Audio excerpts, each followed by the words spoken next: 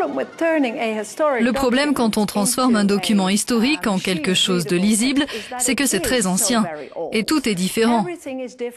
Les caractères sont anciens, on a des mots anciens et une mise en page très difficile à déchiffrer. Chaque année, des millions de livres sont scannés et mis en ligne. Et beaucoup d'entre eux sont truffés de fautes et d'erreurs, tout simplement parce que les ordinateurs n'arrivent pas à décoder ces anciens textes.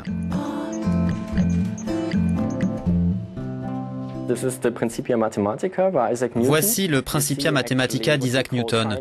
On peut voir par transparence l'encre du texte qui se trouve de l'autre côté de la page. On peut voir aussi que le papier est ondulé. Autre spécificité, ce long S qui peut facilement être confondu avec un F.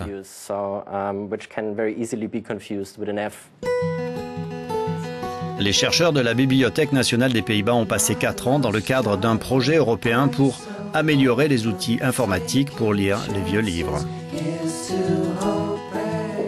Nous avons perfectionné les logiciels pour améliorer les images avec des reconnaissances optiques de lettres, des post-corrections de documents et des technologies de langue pour rendre ces livres plus accessibles.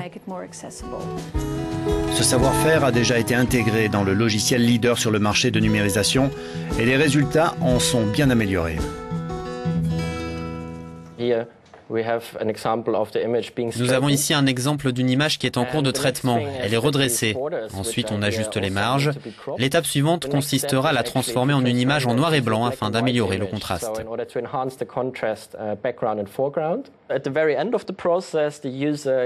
À la fin du traitement, l'utilisateur dispose d'un texte entièrement reconnu avec les caractéristiques particulières du texte, comme par exemple les paragraphes ou les titres.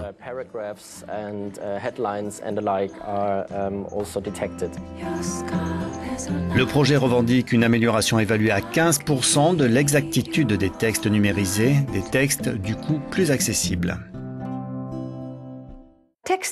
Un texte qui n'a pas été entièrement numérisé est virtuellement invisible. Nous allons tous sur des moteurs de recherche pour chercher un mot. Et si nous ne le trouvons pas, alors ça veut dire qu'il n'y est pas. Jump in my machine, feel the speed growing. You are the first.